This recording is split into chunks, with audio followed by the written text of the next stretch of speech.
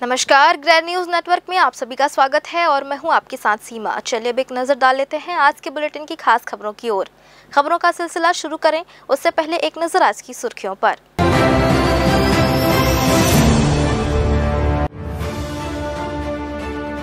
बिना अनुमति के बनाया गया 3 मंजिला मकान, किया जा रहा था होटल का संचालन, नगर निगम ने किया सील।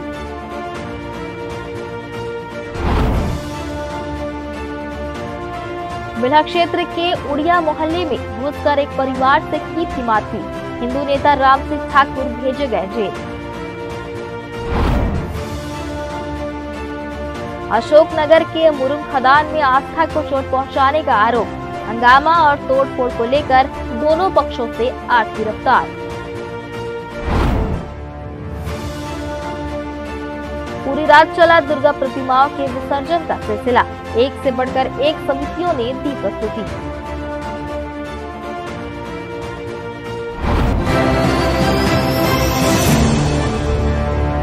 ये थी सुर्खियां और अब खबरें विस्तार से। बिलासपुर के बहतराई रोड स्थित गीतांजलि सिटी फेस 1 में नगर निगम ने शुक्रवार को बड़ी कार्रवाई करते हुए एक अवैध रूप से बनी 3 मंजिला इमारत को सील कर दिया। यह बिल्डिंग बिना निगम की अनुमति के बनाई गई थी और इसमें 17 कमरों वाला होटल संचालित हो रहा था। जांच में सामने आया कि यह भवन गायत्री केडिया के नाम पर है, लेकिन इसका नक्शा निगम से स्वीकृत नहीं कराया गया था। इसके बावजूद यहां लंबे समय से होटल चलाया जा रहा था, जिसे पहले बाकायदा ओयो होटल के रूप में ब्रांड किया गया था। पार्षद रेखा पांडे ने इस अवैध गतिविधि पर आपत्ति जताते हुए निगम कमिश्नर से शिकायत की थी। उन्होंने बताया कि होटल के कारण क्षेत्र का सामाजिक वातावरण खराब हो रहा है। शिकायत के बाद जब निगम की भवन शाखा ने स्थल निरीक्षण किया तो स्पष्ट हुआ कि न तो निर्माण वैध था और न ही संचालन के लिए कोई अनुमति ली गई थी। होटल प्रबंधन ने जांच के दौरान ओयो का बोर्ड हटा तो दिया, लेकिन अवैध संचालन जारी रखा। अंततः निगम कमिश्नर के आदेश पर भवन शाखा की टीम मौके पर पहुंची और इमारत को सील कर दिया गया। मौके पर मौजूद स्टाफ से जब वैध दस्तावेज मांगे गए तो कोई भी दस्तावेज प्रस्तुत नहीं किया जा सका। सिविल लाइन क्षेत्र के तालापारा मोहल्ले में शासकीय भूमि पर अवैध कब्जे और निर्माण को लेकर विवाद गहराते जा रहा है। स्थानीय लोगों का कहना है कि इस मूल्यवान भूमि को खाली कराकर यहां दवाखाना और लाइब्रेरी का निर्माण कराया जाना चाहिए ताकि आम जनता और छात्र छात्राओं को सुविधा मिल सके। तालापारा स्थित तैयबा चौक भारत डेयरी के सामने शासकीय भूमि खसरा नंबर 178 पटवारी हल्का नंबर 39 पर अवैध कब्जे का मामला तूल पकड़ रहा है। स्थानीय लोगों ने नगर निगम को आवेदन देकर मांग की है कि रहीम खान और उनके परिवार ने बिना अनुमति मकान और दुकानें बना ली है और आए दिन सड़क तक पर सामान फैलाया जाता है, जिससे यातायात बाधित होता है। आवेदनकर्ताओं का कहना है कि इस भूमि को कब्जे से मुक्त कराकर यहाँ एक सरकारी दवाखाना और लाइब्रेरी बनाई जाए, जिससे मोहल्ले के लोगों को स्वास्थ्य और शिक्षा दोनों में बड़ा लाभ मिलेगा। यह शासकीय भूमि जनता की है, न कि किसी व्यक्ति की निजी संपत्ति। यहाँ दवाखाना और लाइब्रेरी बनने से पूरे क्षेत्र को फायदा होगा। प्रशासन से हमारी यही मांग है कि कब्जा हटाकर इस जमीन का उपयोग जनहित में किया जाए। मेरे पीछे जो आप दुकानें देख रहे हैं, ये तालापारा ग्राम में शासकीय भूमि खसरा नंबर 178 पे बनी हुई है। ये शासकीय भूमि है। काफ़ी समय से यहाँ कुछ लोगों ने कब्जा किया हुआ है। हमने शासन के पास मांगे रखी हुई हैं कि भाई हमारा पिछड़ा मोहल्ला है, यहाँ पर हमको शिक्षा और स्वास्थ्य ये 2 चीज़ों में काम करने की बहुत ज़रूरत है। हमने डिमांड करी हुई है। कलेक्टर साहब के पास भी आवेदन है, आयुक्त सर के पास भी आवेदन है कि ऐसी भूमि को चिन्हांकित करके आप हमारे बच्चों के लिए, यहाँ पर जो गरीब मोहल्ला है हमारे लिए शासकीय दवाखाना है, बच्चों की लाइब्रेरी है, ई लाइब्रेरी रहता है, निर्माण किया जाए। और इस प्रकार के शासकीय भूमि, ये शहर के बीच में शासकीय भूमि आज के समय में बेशकीमती ज़मीन है और यहाँ एक ही परिवार है, 1 या 2 परिवार इसका पूरा क्या अनैतिक लाभ ले रहे हैं। इसके बजाय यहाँ पूरे जो जितने भी जो यहाँ पर जन लोग रहते हैं, है ना, उनके लिए यहाँ पर कुछ बनाया जाए। तो शासकीय भूमि को यहाँ पर से खाली करवा करके इन जो निजी हाथों में है और इनके खाली करा करके यहाँ पर हम चाहते हैं कि शासकीय दवाखाना और बच्चों के लिए लाइब्रेरी का निर्माण किया जाए। वहीं रहीम खान का कहना है कि वे 1952 से इस स्थान पर रह रहे हैं और टैक्स भी अदा करते आ रहे हैं। उनका आरोप है कि निजी रंजिश के कारण उनके खिलाफ साजिश की जा रही है। हम लोग को ज़मीन दबा रहा है, पीछे तरफ जाके हमारे पीछे में ज़मीन है उसको दबा रहा है, हम लोग उसको रोक रहे हैं। तो 2 बार खतरा नंबर 207 नंबर है हमारा खतरा ज़मीन, तो उसको हम लोग रोक रहे हैं, हमारी ज़मीन दबा रहा है। तो इसलिए उसने हमको हमारे खिलाफ जबरन यहाँ पे अवैध प्लाटिंग मतलब अवैध मकान बनाए करके वो हम लोग हमारे ऊपर खिलाफ मेरी शिकायत कर रहा है। हरीश नाग दौने प्रमाण है ना, 1952 से हम लोग यहाँ पे मकान बना के रहे, मकान बनाए हैं 1952 है से है। ये आबादी ज़मीन है, शासकीय भूमि अलग होती है, या शासकीय ये आबादी ज़मीन है, पुरानी आबादी 1952 से हमारा दुकान मकान बना हुआ है। अब देखना यह होगा कि प्रशासन इस विवाद में क्या कदम उठाता है और तालापारा की बहुमूल्य भूमि का उपयोग आखिर किस रूप में होता है। ग्रैंड न्यूज के लिए कैमरामैन राकेश मिश्रा के साथ पिंटू दुबे की रिपोर्ट। बिलासपुर शहर में बिजली विभाग की लापरवाही अब हद से ज्यादा बढ़ गई है। आम जनता तो परेशान थी ही, लेकिन अब जनता की सेवा करने वाले पुलिसकर्मी भी इस अंधेरे की मार झेल रहे हैं। ईदगाह चौक स्थित पुलिस पेट्रोल पंप के बाजू में बने पुलिस क्वार्टरों में रहने वाले परिवारों की हालत सबसे ज्यादा खराब हो चुकी है। यहाँ के लोगों का कहना है कि बिजली कटौती और लंबे समय तक बिजली गुल रहना उनकी रोजमर्रा की जिंदगी को पूरी तरह अस्त व्यस्त कर चुका है। क्वार्टर की महिलाओं ने बताया कि उनके घरों में हर रोज बिजली गुल होने की समस्या बनी रहती है। कभी दिन में अचानक करंट चला जाता है तो कभी रात के अंधेरे में लोग परेशान हो जाते हैं। सबसे बड़ी समस्या यह है कि एक बार बिजली गुल होने पर 5 से 6 घंटे तक लगातार बंद रहती है। न छोटे बच्चे चैन से रह पाते हैं और न ही बुजुर्ग। लोगों का आरोप है कि जब भी बिजली विभाग में फोन किया जाता है तो कर्मचारियों की तरफ से एक ही जवाब मिलता है, फॉल्ट खोज रहे हैं। मगर यह फॉल्ट आखिर कब तक खोजा जाएगा? पिछले 6 महीने से लगातार यही बहाना सुनकर यहाँ के लोग तंग आ चुके हैं। पुलिस कर्मियों के परिवारों का कहना है कि वे ड्यूटी करके जनता की सुरक्षा के लिए दिन रात मेहनत करते हैं, लेकिन अपने घरों में उन्हें ही मूलभूत सुविधा यानी बिजली नहीं मिल पा रही है। यहाँ बहुत लाइट गोल होता है और फोन करके बोलते हैं ना तो मेंटेनेंस कर रहे हैं बोलते हैं। कितने दिनों से समस्या बनी हुई है? अब बहुत दिन से समस्या है। ऐसे बीच बीच में कभी भी लाइट गोल हो जाता है, रात में हो जाता है, सुबह हो जाता है, 2-2, 3-3 घंटा नहीं आता है लाइट, कभी तो 4-5-6 घंटा भी हो जाता है। अब शिकायत तो नहीं किए हैं हम लोग, यानी कुछ फ़ोन करके बोलते हैं हम लोग से, ऑफिस जाके नहीं किए, फ़ोन से बात किए हैं तो मेंटेनेंस चल रहा है ऐसे बोलते हैं। समस्या यही है कि हमारे ब्लॉक में पुलिस लाइन में पूरा बहुत लाइट गोल होता है, 3-3, 4-4 घंटा तक गोल रहता है। फ़ोन करने से लाइट वाले लोग उठाते नहीं हैं, बोलते फाल्ट ढूंढ रहे, फाल्ट कितना फाल्ट ढूंढेंगे भैया, बताओ ना। आए दिन परेशान रहते हैं हम लोग, बस वही समस्या। C block T3 room number है। तो बहुत दिन से हो रहा है, गर्मी चालू नहीं है तो उसके पहले से हो रहा है लाइट गोल का समस्या। कोई नई बात नहीं है कि पहली बार होती है, अभी तो नहीं हुआ है आज, लेकिन रात में दिन में किसी समय भी होता है लाइट गोल। 3-3, 4-4 घंटा तक तो गायब ही रहता है लाइट सब। हमारी समस्या ये है भाई, का कहते बहुत लाइन गोल होती है और का कहते पानी की समस्या भी है, बिजली की समस्या है। का घंटा लाइन गोल होते कुछ मत। तो हमारा 6-7 महीने हो गए, मैं अभी नहीं मतलब 6-7 साल हो गया आते यहाँ रहा। पहले पुलिस जेल लाइन में रहे, जेल क्वार्टर में, अब रिटायर हो गए तो हम यहाँ आ गए लड़का के पास। वही तो पानी बिजली सब गोल।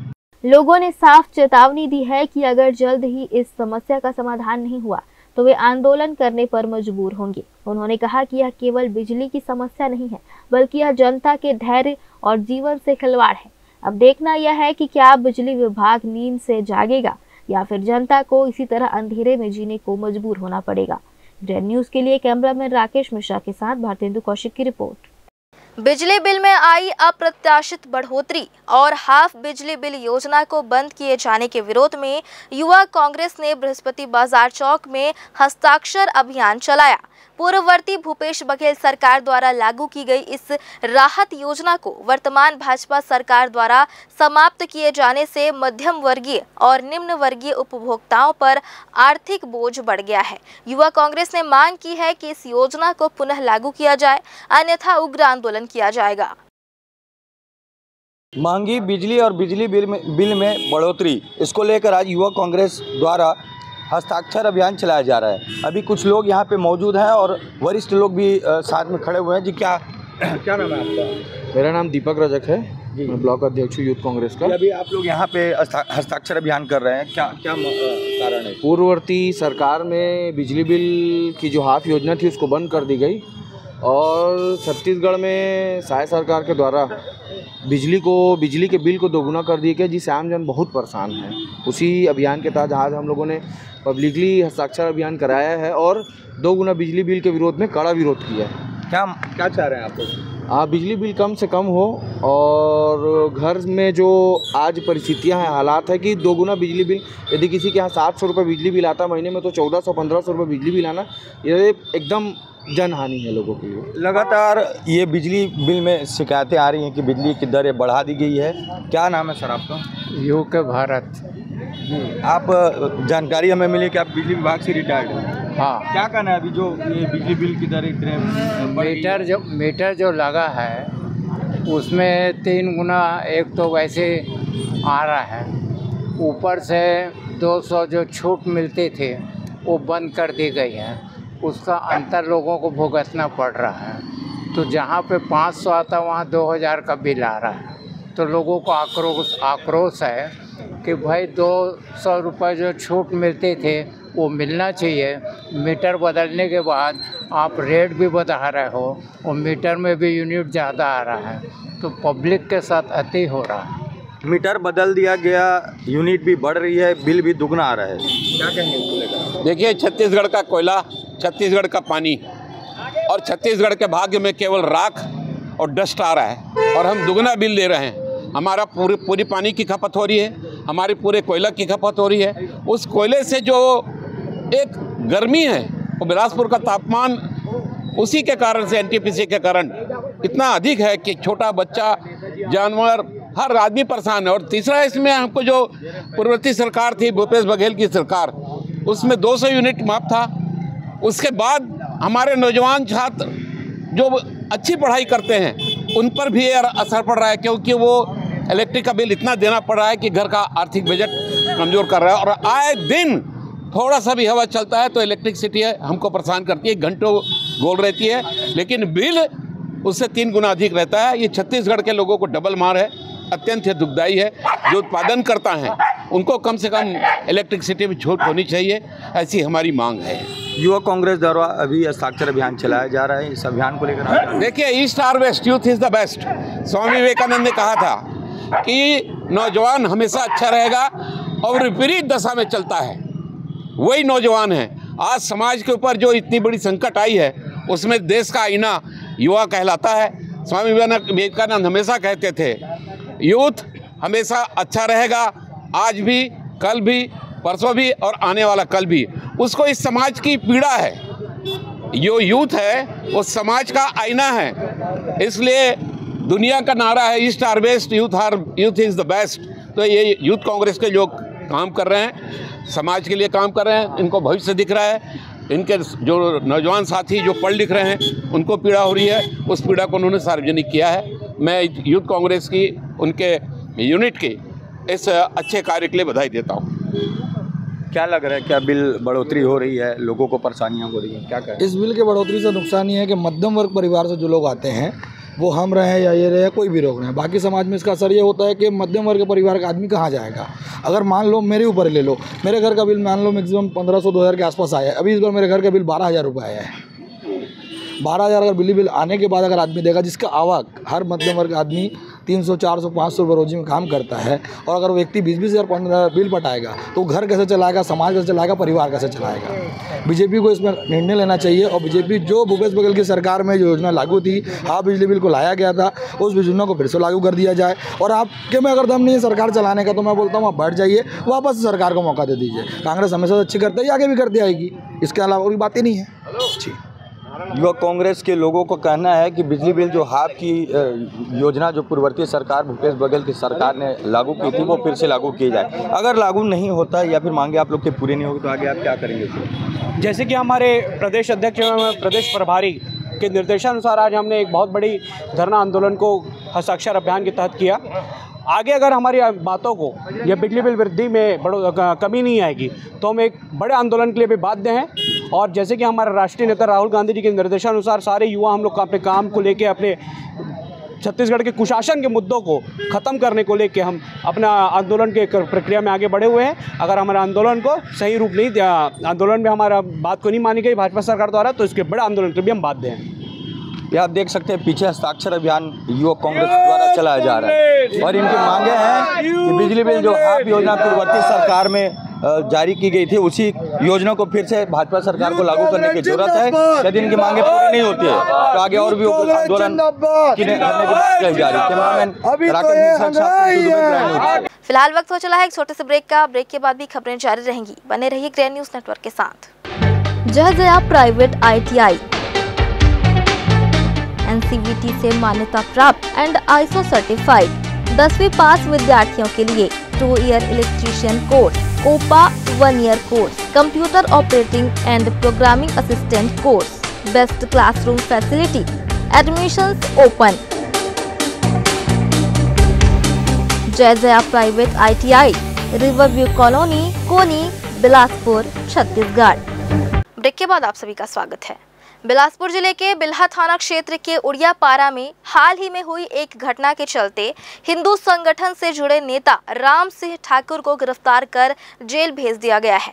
आरोप है कि गौवंश का मांस काटे जाने की सूचना पर राम सिंह अपने साथियों के साथ संबंधित घर में घुस गए और विरोध करते हुए मारपीट की। इस मामले में पीड़ित पक्ष की शिकायत पर पुलिस ने राम सिंह ठाकुर के खिलाफ मारपीट और एट्रोसिटी एक्ट की धाराओं के तहत कार्रवाई करते हुए उन्हें गिरफ्तार कर लिया। इस कार्रवाई के विरोध में हिंदू संगठनों से जुड़े कार्यकर्ताओं ने केंद्रीय जेल के बाहर उग्र आंदोलन किया और पुलिस प्रशासन के खिलाफ जमकर नारेबाजी की। कार्यकर्ता राम सिंह की तत्काल रिहाई की मांग कर रहे हैं। राज्य में शराबबंदी की मांग दिनों दिन तेज होती जा रही है।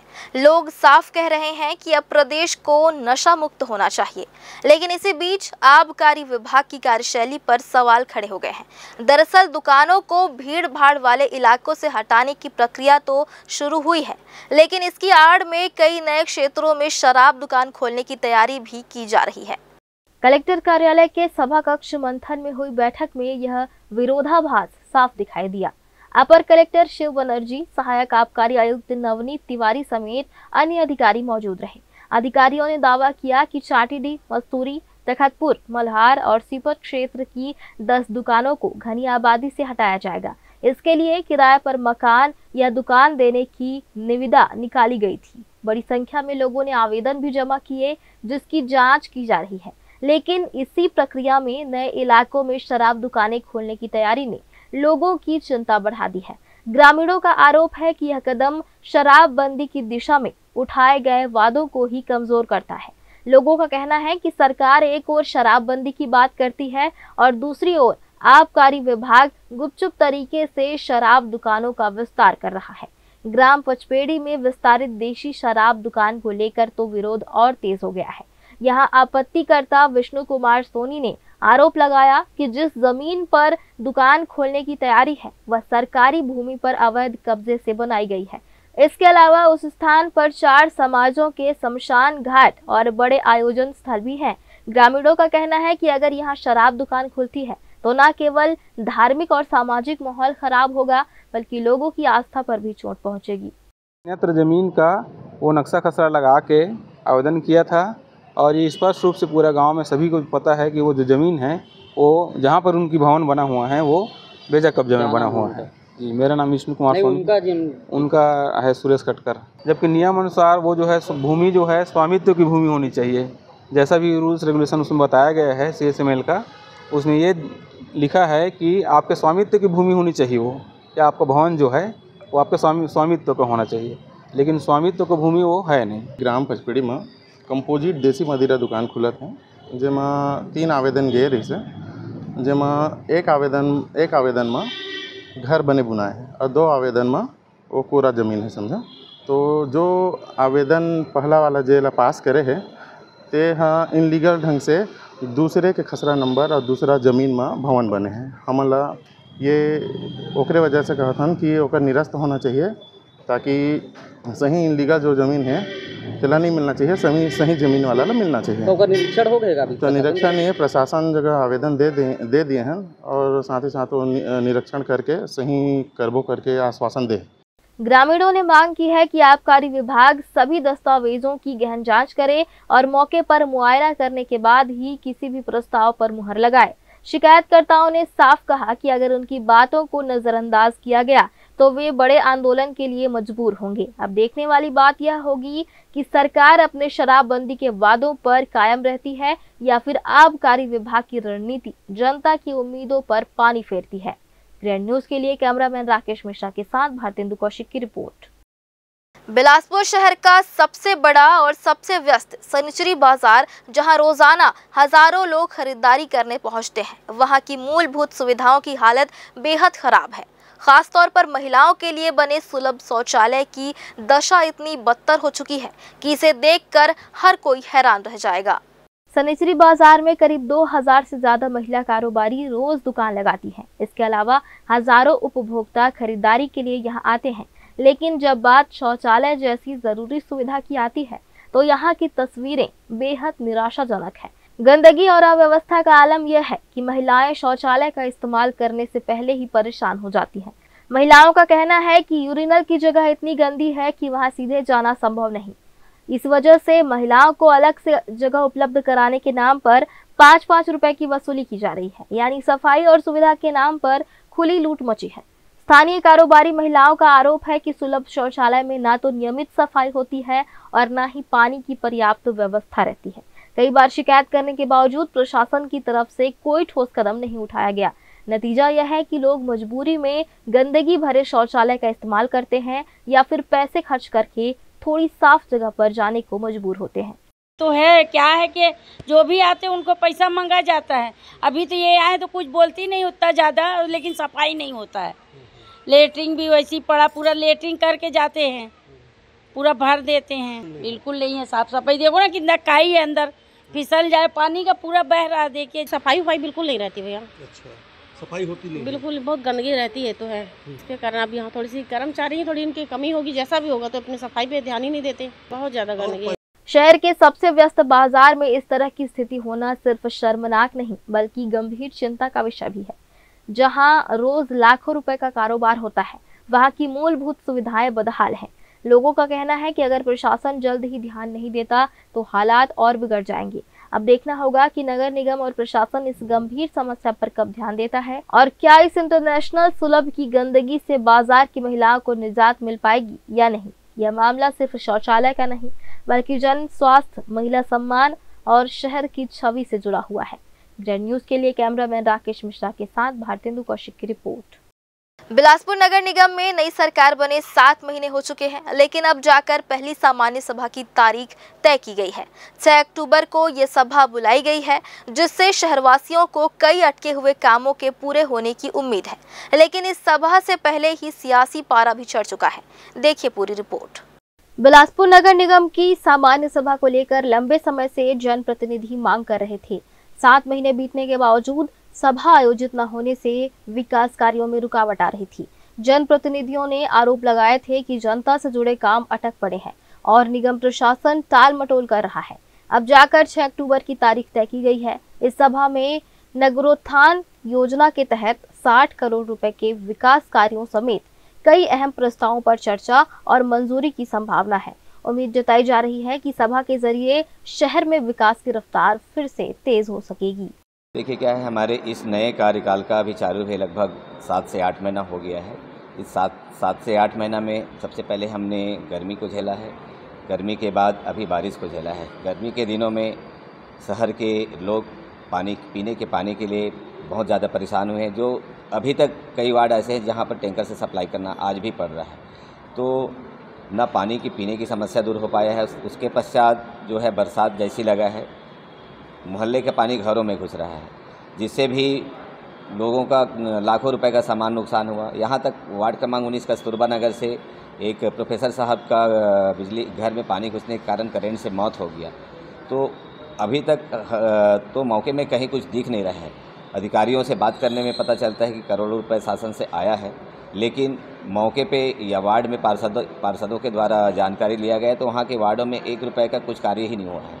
वहीं सामान्य सभा से पहले भी सियासी बयानबाजी तेज हो गई है। कांग्रेस ने भाजपा पर हमला बोलते हुए कहा कि शहर की हालत बदतर है, न सड़कों की हालत ठीक है, न पानी बिजली की व्यवस्था और न ही सफाई व्यवस्था दुरुस्त है। कांग्रेस का आरोप है कि ट्रिपल इंजन की सरकार पूरी तरह फेल है और जनता के साथ धोखा हो रहा है। दूसरी ओर भाजपा का कहना है कि विपक्ष सिर्फ बेवजह के आरोप लगा रहा है और खुद अपनी जिम्मेदारियों से भाग रहा है। ऐसे में सामान्य सभा में सत्ता और विपक्ष के बीच सीधी टक्कर तय मानी जा रही है। विपक्ष बताया ना, विपक्ष अपना काम करे, अपनी भूमिका अच्छे ढंग के सदन में रखे। भाई सत्ता दल विरोध द्वैत होता है, सत्ता पर अपनी बात रखेगा, विरोध अपनी बात रखेगा। विरोध दिखे जब तो विरोध होता है, अब विरोध बताएंगे नहीं, दिखेगा नहीं, क्या मतलब है? विरोध दिखना चाहिए। उनका भी दायित्व है, शहर के पार्षद चुन के आए हैं, शहर को देखे, शहर की समस्या को देखे, अपनी बात को मुद्दे को उठाए सदन में। वही तो विपक्ष है। वो क्या है? जब मुद्दा नहीं उठा पाएंगे क्या विपक्ष है? अभी तो विपक्ष के नेता बना है, काम करेंगे, ऐसा नहीं है। बहुत भी अच्छा पुराना अनुभवी आदमी है, बाकी कई लोग भी विपक्ष से बढ़ चुके हैं, हमारे साथ काम कर चुके हैं, तो अच्छे लोग हैं। और काम तो देखो सबका होगा, काम में किसी भेदभाव नहीं है। नगर निगम की इस पहली सामान्य सभा को लेकर जनता की निगाहें भी टिकी हुई हैं। लोगों को उम्मीद है कि शहर की बुनियादी समस्याएं दूर होंगी और रुके हुए विकास कार्यों को हरी झंडी मिलेगी। लेकिन यह भी सवाल बना हुआ है कि क्या यह सभा वास्तव में विकास कार्यों पर केंद्रित होगी या फिर एक बार फिर से राजनीतिक बयानबाजी और हंगामे की भेंट चढ़ जाएगी। 6 अक्टूबर को होने वाली यह बैठक बिलासपुर के लिए कितनी असरदार साबित होगी, इस पर सभी की निगाहें टिकी हुई है। ग्रैंड न्यूज के लिए कैमरामैन गोलू कश्यप के साथ पिंटू दुबे की रिपोर्ट। एक बार फिर से वक्त हो चला एक छोटे से ब्रेक का। ब्रेक के बाद भी खबरें जारी रहेंगी, बने रहिए ग्रैंड न्यूज नेटवर्क के साथ। जय जया प्राइवेट ITI NCVT से मान्यता प्राप्त एंड ISO सर्टिफाइड 10वीं पास विद्यार्थियों के लिए 2 year electrician course, OPA 1 year course, computer operating and programming assistant course, best classroom facility, admissions open. Jai Jaya private ITI, river view colony, Koni, Bilaspur, Chhattisgarh. Break के बाद आप सभी का स्वागत है।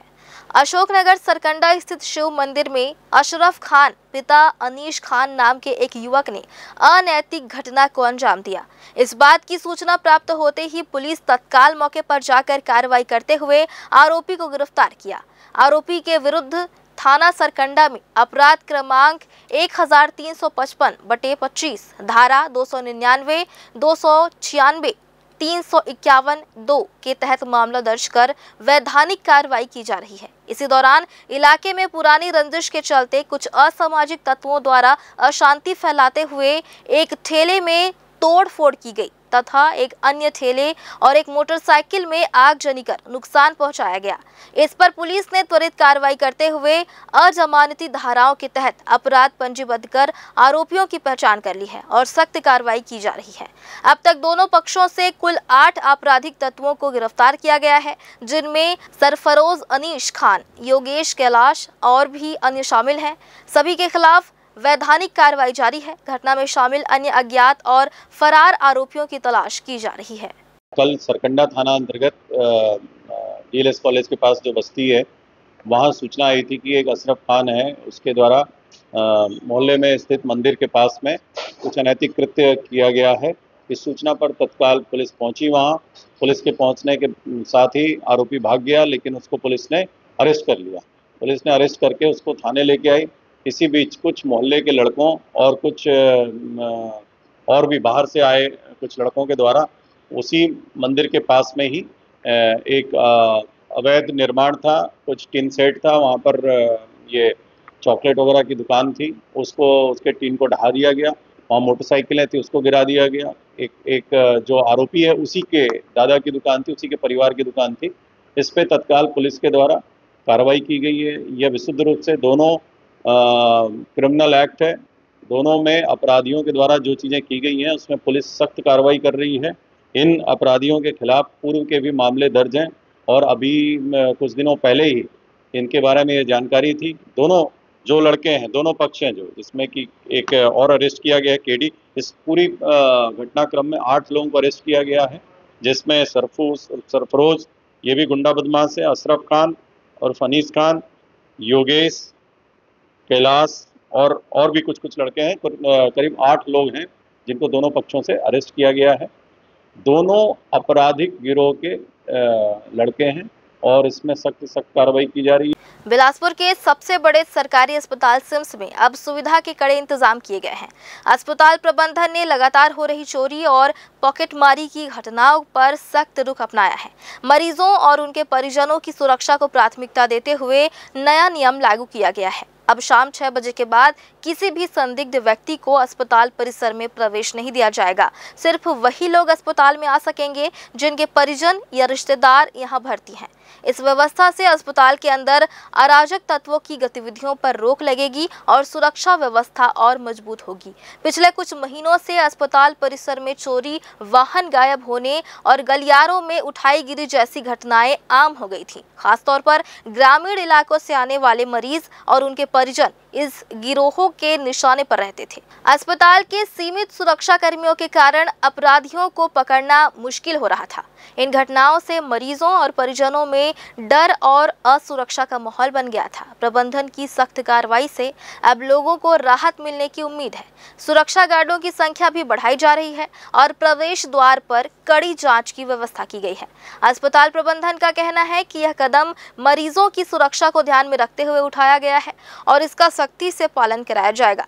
आम जन से भी अपील की गई है कि वे अस्पताल में अनावश्यक भीड़ न लगाएं और नई व्यवस्था में सहयोग करें। सख्त सुरक्षा नियमों के साथ अब उम्मीद की जा रही है कि सिम्स अस्पताल फिर से सुरक्षित वातावरण में मरीजों की सेवा कर सकेगा।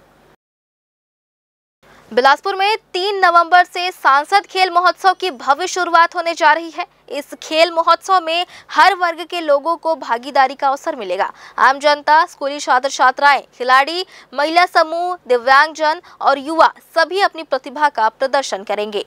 सांसद खेल महोत्सव में शामिल होने के लिए 1 लाख से अधिक लोगों ने पंजीयन करा लिया है, जो अपने आप में एक बड़ा रिकॉर्ड है। यह महोत्सव न केवल खेल प्रतिभाओं को मंच देगा, बल्कि समाज में खेलों के प्रति जागरूकता और उत्साह भी बढ़ाएगा। खेल प्रतियोगिताओं का आयोजन चरणबद्ध तरीके से किया जाएगा। सबसे पहले प्रतियोगिताएं ग्राम स्तर पर होंगी, इसके बाद ब्लॉक स्तर और अंत में संसदीय क्षेत्र स्तर पर भव्य आयोजन होगा। इस महोत्सव के जरिए ग्रामीण और शहरी प्रतिभाओं को एक साथ लाकर उन्हें आगे बढ़ने का मौका मिलेगा। सांसद खेल महोत्सव को सफल बनाने के लिए जिले के सभी अधिकारियों के साथ विशेष बैठक आयोजित की गई। इस बैठक में रणनीति बनाई गई कि कैसे खेलों का संचालन पारदर्शी और प्रभावी ढंग से हो सके, ताकि हर प्रतिभागी को न्याय और प्रोत्साहन मिल सके। सांसद खेल महोत्सव हम करा रहे हैं। माननीय प्रधानमंत्री जी, सभी सांसदों के लिए माननीय प्रधानमंत्री जी ने कहा कि सांसद खेल उत्सव होना चाहिए। इसमें सब लोग पार्टिसिपेट करें, न केवल स्कूली बच्चे बल्कि आम नागरिकों की इसमें भागीदारी होना चाहिए। इसमें दिव्यांग भी भाग ले सकते हैं। तो इसके लिए बड़ा अच्छा रुचि दिखाया हमारे बिलासपुर संसदीय क्षेत्र के लोगों ने। 1 लाख से भी ज़्यादा लोगों ने पंजीयन कराए हैं। अब उस खेल को पहले हम लोग ग्राम स्तर पर करेंगे, फिर ब्लॉक स्तर पर, फिर संसदीय क्षेत्र स्तर पर। इसी की तैयारी के लिए हम अपने जिला के कलेक्टर और सभी जिम्मेदार अधिकारियों के साथ आज हम लोग बैठे थे, चाक आउट किए हैं कि कब किस खेल को कैसे कराना है। तो पहले ग्राम स्तर, फिर ब्लॉक, फिर संसदीय स्तर पर खेल का आयोजन होगा।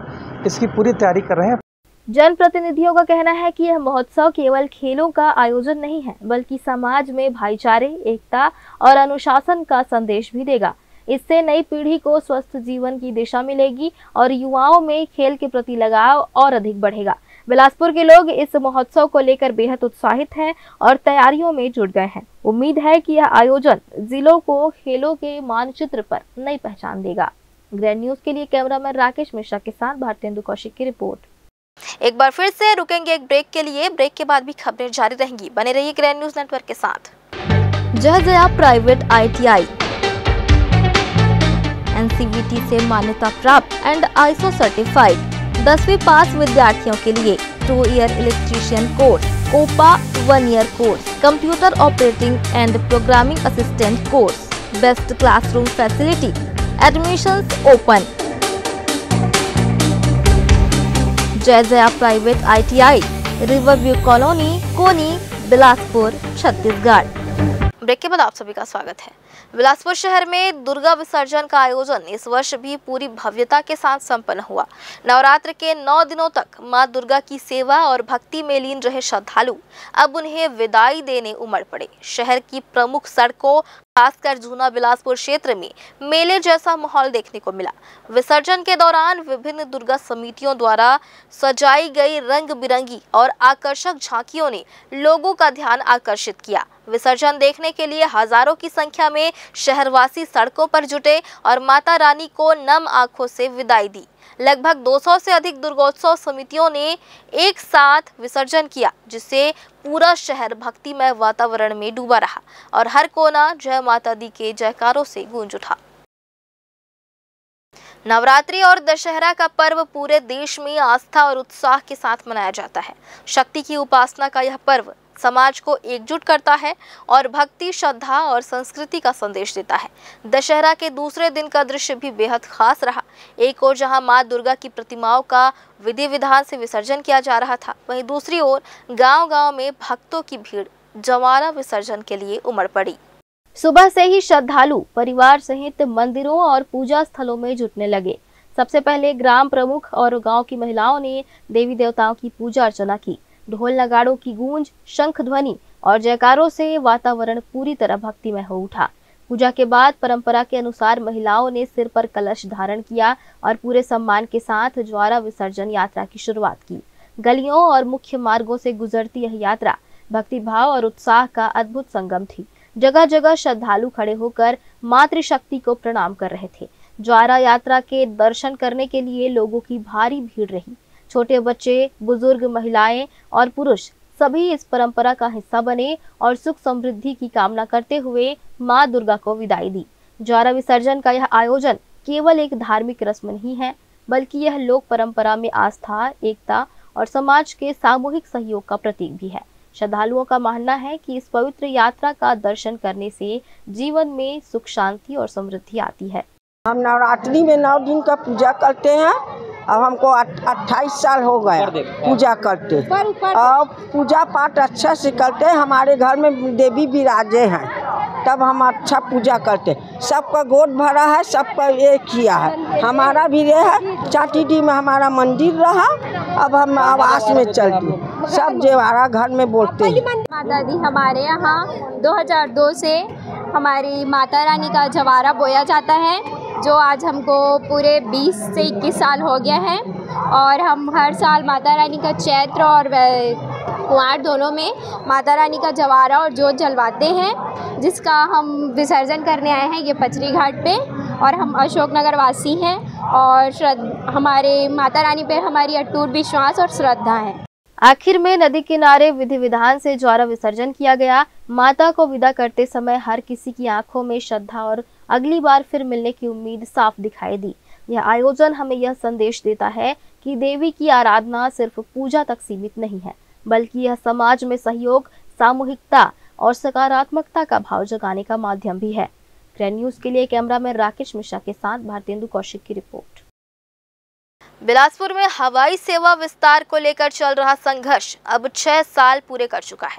हवाई सेवा जन संघर्ष समिति के सदस्य लगातार अपनी मांगों को लेकर आवाज उठा रहे हैं, लेकिन आज तक उनकी बातों को गंभीरता से नहीं सुना गया। समिति का कहना है कि बिलासपुर जैसे बड़े और महत्वपूर्ण शहर को हवाई सेवा की पर्याप्त सुविधा मिलनी चाहिए, परंतु वास्तविकता यह है कि यहाँ के लोग आज भी रायपुर या दूसरे शहरों पर निर्भर हैं।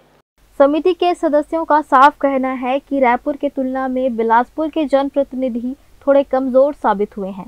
उनका आरोप है कि चाहे सड़क हो, संसद हो या सदन, बिलासपुर की आवाज उतनी मजबूती से नहीं उठाई जाती जितनी उठाई जानी चाहिए। उन्होंने दो टूक कहा कि जब बिलासपुर से केंद्रीय राज्य मंत्री और उप मुख्यमंत्री जैसे बड़े नेता मौजूद हैं, तब भी अगर इस क्षेत्र की मांगें पूरी नहीं हो रही हैं, तो यह उनकी कमजोरी को दर्शाता है। मुख्य मांगों में 4C एयरपोर्ट का दर्जा दिलाना और पहले से उपलब्ध जमीन को वापस सेवा में लाना शामिल है। समिति का कहना है कि जब तक यह मांगे पूरी नहीं होंगी, उनका आंदोलन रुकने वाला नहीं है। उनका दावा है कि यह संघर्ष देश का सबसे लंबा चलने वाला हवाई सेवा आंदोलन बन चुका है, जो पूरे 6 वर्षों से लगातार जारी है।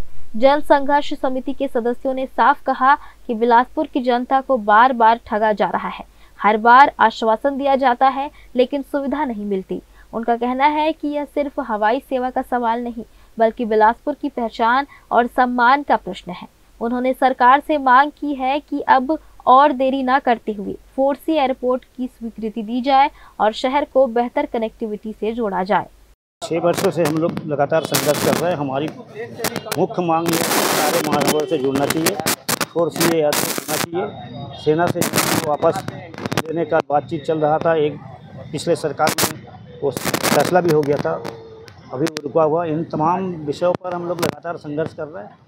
पर हवाई सेवा संघर्ष समिति का ये सोच कि यहाँ की जो पॉलिटिकल ताकत है, राजनीतिक ताकत है, वो कमज़ोर पड़ रहा है और उनकी सदिच्छा होना चाहिए। बिलासपुर शहर में इससे जुड़े हुए बिलासपुर ज़िले में एक मुख्यमंत्री, केंद्रीय मंत्री सब लोग हैं, उसके बावजूद भी भारत का सबसे ज़्यादा चलने वाला आंदोलन बिलासपुर का यह हवाई सेवा संघर्ष समिति लगातार 6 वर्षों से अपनी मांग को लेके यहाँ पे अनवरत धरना जारी है। लेकिन सरकार के जू तक नहीं रहेंगे सरकार के कानों में कि बिलासपुर के हित के लिए, बिलासपुर के विकास के लिए दलगत राजनीति से ऊपर उठकर ऐसा काम किया जाए ताकि सर्वांगीण बिलासपुर का विकास हो।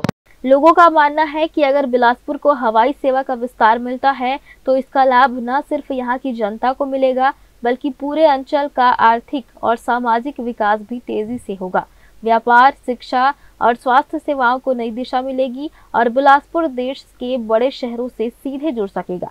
समिति के सदस्यों का कहना है कि यह आंदोलन अब सिर्फ मांग नहीं, बल्कि सम्मान की लड़ाई बन चुका है। उनका विश्वास है कि अगर जनता एकजुट होकर आवाज उठाएगी तो सरकार को झुकना ही पड़ेगा।